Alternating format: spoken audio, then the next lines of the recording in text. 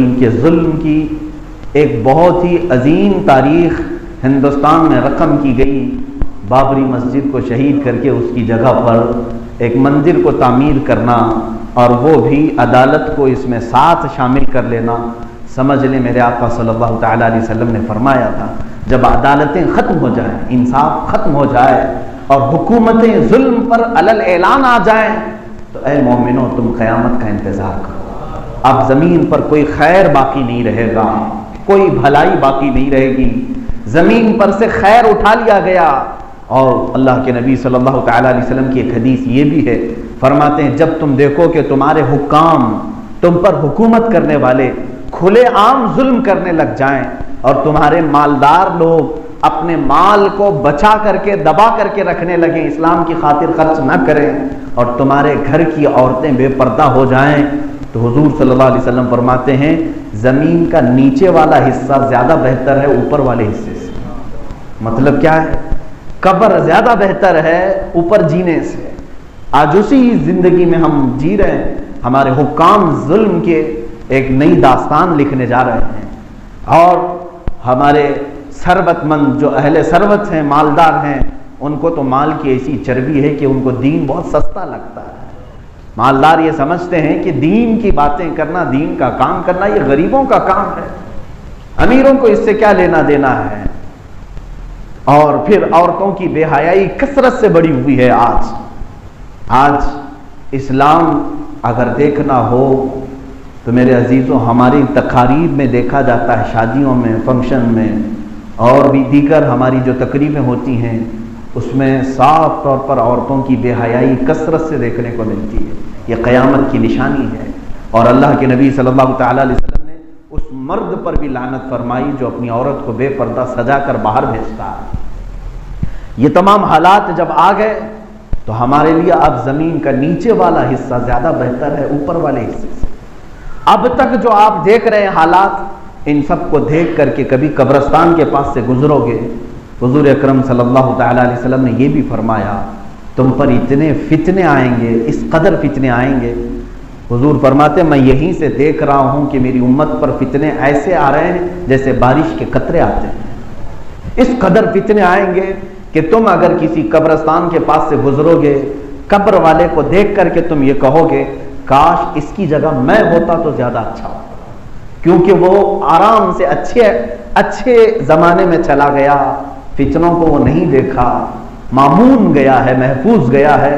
آزمائش تو اب ہمارے ساتھ ہے، آزمائش کا دور ہمارے ساتھ ہے۔ عزیزان گرامی وقار، ظالموں نے اس زمین کو اپنے ظلم سے رنگا تو ضرور ہے، لیکن رب ذوالجلال نے ہمیشہ اپنے عدل کے ساتھ یہ قوم کو، اپنی مخلوق کو بتایا ہے کہ الحق یعلو ولا یعلی علیہ، حق ہمیشہ بلند ہوتا ہے، اس پر کوئی اور بلند نہیں ہو سکتا۔ چنگیز خان کا نام کون نہیں سنا ہو؟ ایک ایسا بادشاہ منگولیا کا جس نے تقریباً آدھی دنیا کو فتح کر لیا، اور اس کے جنگ کے دوران جو لاشیں مارے انسانوں کی جو لاشیں ہیں وہ تعداد میں نہیں آ سکیں، کروڑ سے زیادہ ہو چکی تھیں جن کو اس نے قتل کیا تھا۔ ایک خاندان ہے، اس کا پوتا تھا ہلاکو خان، جس نے پورے مسلمانوں کی کھوپڑیوں سے ایک مینار تعمیر کیا تھا بغداد میں۔ اسی طرح کچھ عیسائی بادشاہ ایسے آئے جنہوں نے پوری کی پوری چرچ مسلمانوں کی ہڈیوں سے بنائی، لیکن ان کا انجام وہ بھی تاریخ میں کبھی پڑھ لیں۔ چنگیز خان سے لوگ ملاقات کرنے کے لیے تھر تھراتے تھے، خوف کھاتے تھے، اور ایک مرتبہ وہ علماء کی ایک جماعت کو سزا دینے کے لیے میدان میں بلایا تھا۔ علماء کی جماعت تھی اور ان کو پیچھے زنجیروں سے ہاتھ باندھ کر کے کھڑا کر کے رکھا تھا، اور ان سے کہہ رہا تھا کہ تم سجدہ کرو میرے گھوڑے کو۔ گھوڑے پر بیٹھ کر کے وہ سجدہ کرواتا، لیکن وہ حق پر قائم علماء کی وہ جماعت تھی، انہوں نے کہا کہ ہم یزیدی نہیں، ہم حسینی، ہماری گردن کٹ جائے گی لیکن جھک نہیں سکے گی، کسی اور کے لیے نہیں جھکتی۔ انہیں کوڑے مارے گئے۔ اسی اثنا میں اچانک ایسا ہوا کہ اس کا گھوڑا بدک گیا، گھوڑا سرکش ہوا، اچھل کود کرنے لگا، اور جیسے ہی اچھلا گھوڑا، اس گھوڑے کی رسی جو ہے وہ چنگیز خان کی گردن میں آ کر پھنس گئی اور گھوڑا بھاگتا رہا۔ اس کو لے کر اتنا بھاگا میدان میں کہ کسی کے پکڑ میں نہیں آتا تھا۔ بعض لوگوں نے یہ تاریخ میں لکھا ہے کہ اس کا سر پتھروں سے ٹکراتا تھا، جگہ جگہ گڑھوں میں گرتا رہا۔ اس وقت تک وہ گھوڑا ٹھنڈا نہیں ہوا جب تک کہ وہ موت کی گھاٹ نہیں اتر گیا۔ لاکھوں لوگوں کا قتل عام کرنے والا نہایت ہی ذلت کے ساتھ محض ایک جانور سے ختم کیا گیا ہے، ایک جانور سے، جس جانور پر بیٹھ کر کے جنگیں لڑی اسی جانور نے اپنے پیروں سے اسے رون دیا۔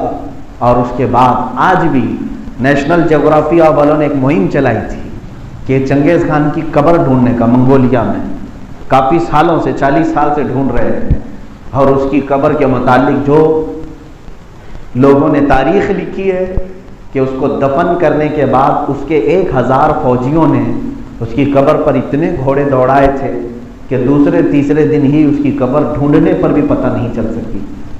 آج سینکڑوں سال ہو گئے لیکن بے نام بے نشان ہے، لیکن ظلم کی تاریخ چھوڑ گیا، باقی دنیا میں اپنی کوئی مثال نہیں چھوڑا۔ اسی طرح ہلاکو کے لیے بھی، جس نے بغداد کے دریائے دجلہ کو خون سے لال کر دیا تھا اور گھوڑے کے ٹاپ تک خون سے بھیگتے تھے، عزیزان گرامی، اس کا بھی انجام نہایت ہی خطرناک ہوا۔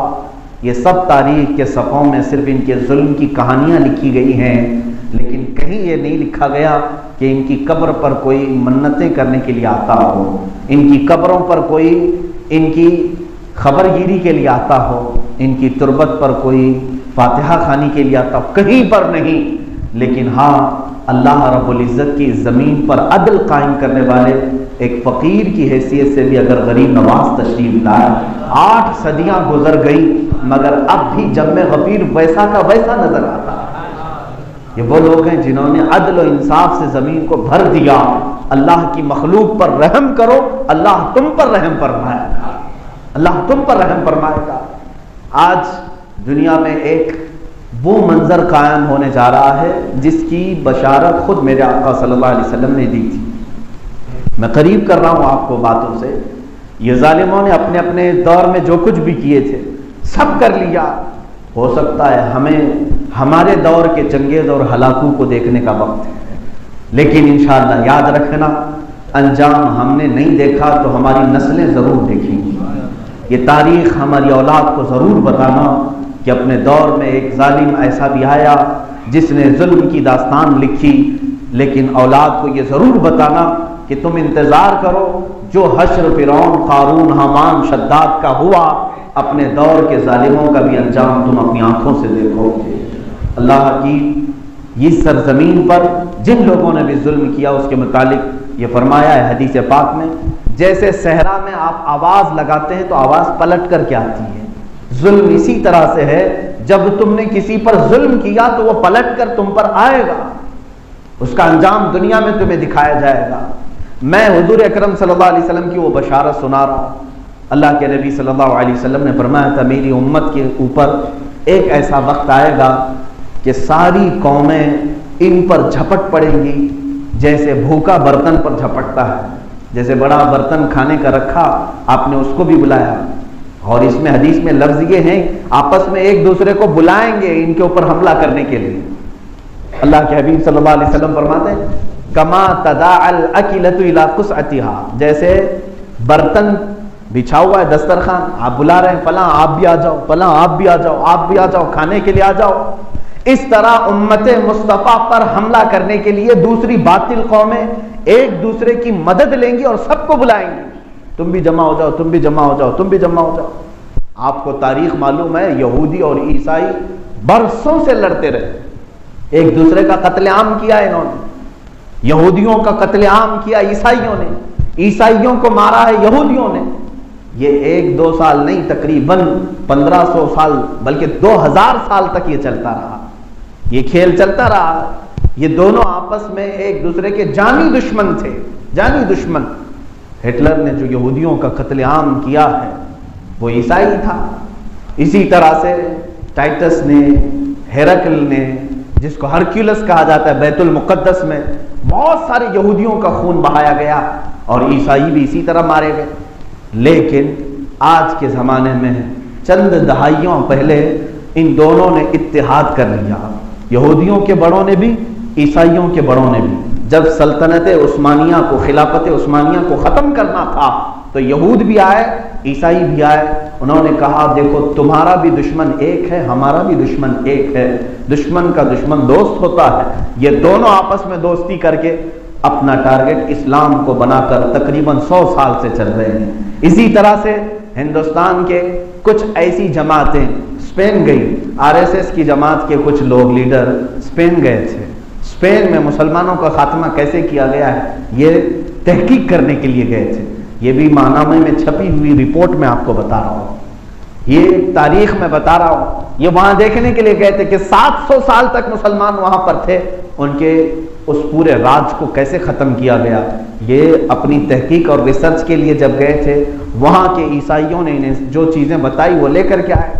میں ساری چیزیں ڈیٹیل نہیں بتا رہا ہوں, میں ایک بات بتا رہا ہوں. انہوں نے ایک بات اس میں سے یہ بھی کہی تھی کہ ہم نے مسلمانوں کا خاتمہ اسپین سے جو کیا ہے اس کے بہت سارے ٹپس ہیں, بہت سارے طریقے ہیں. اس میں سے ایک یہ ہے کہ ہم نے مسلمانوں کو علماء کرام سے دور کر دیا تھا, علماء سے دور کر دیا تھا اور علماء کی نفرت ان کے دلوں میں ڈال دی تھی.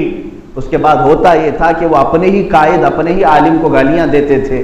بعد میں جب ہم نے حملہ کرنا شروع کیا, ان کے علماء چلاتے تھے, بلاتے تھے, مگر ان کی قوم ان کی ایک بھی نہیں سنتی تھی.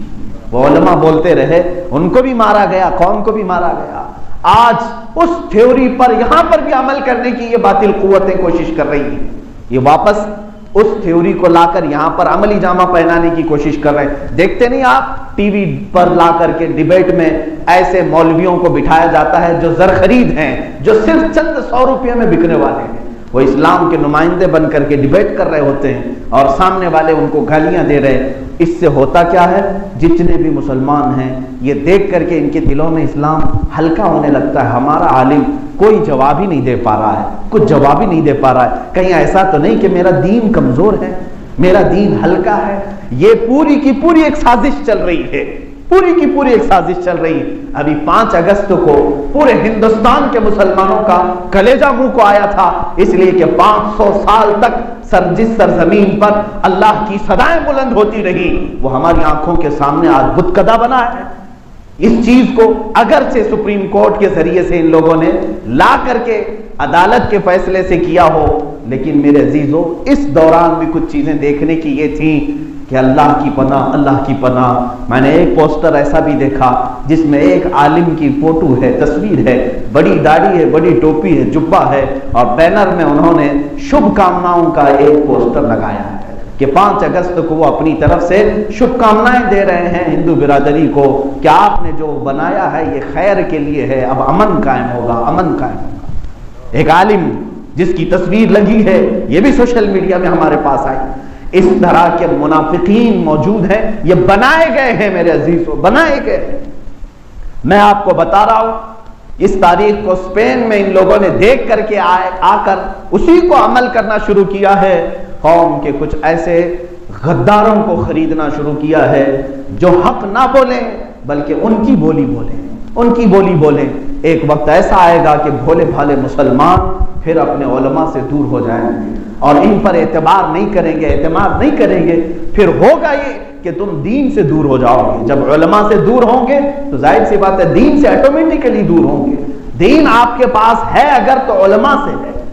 عوام کون ہے جو بخاری شریف پڑھ رہی ہے, کون ہے عوام میں جو تفسیر قرآن پڑھ رہے ہیں؟ اکا دکا ہوں گے الا ماشاءاللہ. لیکن اکثر آپ سب کو علم دین اگر پہنچتا ہے تو وہ علماء سے پہنچتا ہے. آپ علماء سے قریب ہیں تو دیندار ہیں, علماء سے دور ہیں تو پھر دین ختم ہو رہا ہے. اس تھیوری پر بھی ہندوستان پر عمل کیا جا رہا ہے. میرے عزیزو یہ تمام چیزیں جو آج میں بتا رہا ہوں آپ کو, تاریخ میں جس ظلم کی بات کہی جاتی ہے, میں نے اس سے قبل بھی ایک ڈیبیٹ میں حصہ لیا. کچھ نان مسلم تھے, غیر مسلم تھے, انہوں نے کہا کہ مولانا آپ کہہ رہے ہیں ہم نے ظلم کیا مسجد کو ڈھا کر کے, آپ نے تاریخ نہیں پڑھی. تاریخ میں اصل ظالم تو آپ لوگ تھے جو وہاں پر آ کر مسجد بنائے جہاں مندر تھے. میرے عزیزو یہ ایک ایسی چیز ہے جو یعنی اندیکھی بات ہے، ہوا میں تیر چلانا۔ 500 سال پہلے کی تاریخ کسی کو بھی نہیں معلوم، کسی نے نہیں دیکھی، حتیٰ کہ کھدائی کر کر کر کے کوئی نشانی بھی نہیں ملی، لیکن مسجد تو پوری دنیا نے دیکھی ہے۔ مسجد کی تصویریں آج تم بھی شیئر کر رہے ہو، اس کے توڑتے ہوئے گنبد آج تم بھی تو دکھا رہے ہو، لوگ سب کے پاس معلوم ہے۔ اب رہی بات بادشاہوں نے اگر ظلم کیا تھا، میں آپ کو بتاؤں 1000 سال پرانی مندریں ہندوستان میں آج بھی باقی ہیں۔ جب یہاں پر مغل سلطنتیں آئیں، یہاں پر بابر یا اس کے بعد کے اکبر کے زمانے کے، یا پھر یہاں پر تغلق خاندان نے حکومت کی، بلبن خاندان نے حکومت کی، اور بڑے بڑے بادشاہ یہاں پر گزرے، تقریباً یہاں پر بھی 700 سال تک مسلمانوں کی حکومتیں چلتی رہی۔ مجھے بتاؤ صرف ایک ہی جگہ پر انہوں نے توڑ کر مندر کو مسجد بنایا، باقی ساری مندریں کیوں باقی رکھی تھی؟ ساری مندریں تو ویسی صحیح سلامت ہیں۔ کیرلا میں جا کر دیکھیں 1000 سال پرانی مندر ہے، کرناٹک میں ہمارے یہاں ہمپی وغیرہ یہ بہت پرانی ہے، 1000 سال پرانی تاریخ ہے۔ بنگال میں، آسام میں، راجستھان میں، جے پور میں ان مندروں کی تاریخ 1300 سال 1200 سال پرانی ہے، ان کو ویسے ہی قائم رکھا گیا۔ اگر حقیقت میں مسلمان بادشاہوں کا کام یہ تھا کہ ساری مندروں کو ختم کر کے مسجد بنانے کا پلان ہوتا، تو پھر ہندوستان میں وہ 700 سال میں ساری چیزیں غائب کر دیتے۔ ان کا دور تھا سب غائب کرتے، لیکن آج بھی یہ مندریں اسی طرح باقی ہیں۔ یہ اس بات کی علامت ہے کہ اسلام نے کبھی کسی کے بھی مذہب کی عبادت گاہ پر حملہ کرنے کی اجازت نہیں دی۔ اللہ کے نبی صلی اللہ تعالی علیہ وسلم نے منع فرمایا۔ آپ کو معلوم نہیں، بیت المقدس جب سیدنا عمر فاروق رضی اللہ تعالیٰ عنہ کے زمانے میں فتح ہوا تو حضرت عمر فاروق رضی اللہ تعالیٰ عنہ تشریف لے گئے پہلی نماز پڑھانے کے لیے بیت المقدس میں۔ آپ جب وہاں پہنچے تو آپ کے عدل و انصاف کے چرچے ہر جگہ تھے، وہاں عیسائی موجود تھے۔ ان عیسائیوں کی وہ کنیسہ، وہ چرچ آج بھی موجود ہے، اتنی پرانی، اس سے بھی پہلے کی بیت المقدس کے قریب کی وہ چرچ۔ عیسائی آئے اور انہوں نے کہا مسلمانوں کے امیر سے، امیر المومنین، یہ بیت المقدس تو اب آپ کے قبضے میں، آپ کے اختیار میں ہے، کیونکہ حضرت عمر نے اعلان یہ کیا تھا کہ جس کو بھی اس جگہ پر رہنا ہے وہ امن کے ساتھ رہ سکتا ہے۔ ہم کسی عیسائی اور یہودی کو اپنے علاقے سے نکلنے کا حکم نہیں کریں گے، جس کو رہنا ہے وہ امن کے ساتھ رہ سکتا ہے۔ اس سے پہلے کبھی بھی ایسا کوئی امیر اور کوئی حاکم نہیں آیا تھا، یہودی آتے تو عیسائیوں کو قتل کرتے تھے، عیسائی آتے تو یہودیوں کو قتل کرتے۔ یہ پہلی بار اس طرح کا فرمان جاری ہوا عمر فاروق رضی اللہ تعالیٰ عنہ کے زبان پاک سے کہ جس کو بھی فلسطین میں رہنا ہے وہ امن کے ساتھ رہ سکتا ہے، حتیٰ کہ حضرت عمر فاروق نے اپنی عبادتیں کرنے کی بھی ان کو اجازت دی۔ تم اپنی عبادتیں کرو، لیکن شرط یہ ہے کہ خلل اندازی نہ کرنا، مسلمان اسلامی عبادات میں خلل اندازی نہ کرنا۔ اس اعلان کو سن کر کے عیسائی آئے اور کہا امیر المومنین، آپ کے عدل و انصاف کو آج ہم نے آنکھوں سے دیکھا، خواہش یہ ہے ایک نماز آپ ہماری چرچ میں بھی پڑھ لیں۔ ان کی چرچ پرانی چرچ، اور لے کر کے گئے، چرچ کو کھولا، برسوں سے جہاں وہ عیسائی عبادت کرتے آئے اس چرچ کے دروازے کو کس کے لیے کھولا؟ امیر المومنین عمر ابن خطاب رضی اللہ تعالیٰ، اور وہ بھی نماز پڑھنے کے لیے۔ اور سارے عیسائی ایک طرف کھڑے ہیں، ادھر صحابہ اور تابعین حضرت عمر فاروق کے پیچھے پیچھے چل پڑے۔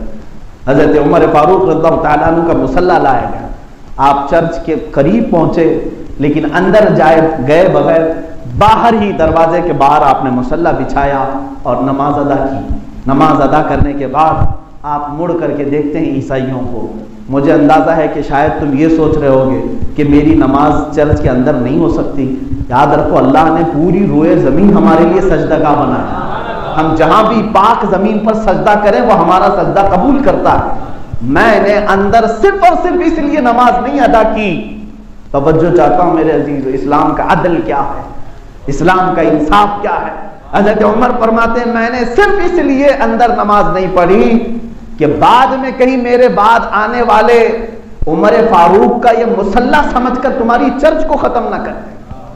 ہوتا یہی پھر وہاں پر ایک نزاع ہو جاتا، ایک متنازع زمین ہو جاتی، یہ تو امیر المومنین کا مصلی یہاں بچھاتا، ہم نکال لیتے۔ بعد میں آنے والے حضرت عمر فاروق نے کہا میں نے تمہاری عبادت گاہ کو بچایا، تم اپنی عبادت کرو۔ یہ ہے اسلام کا عدل و انصاف۔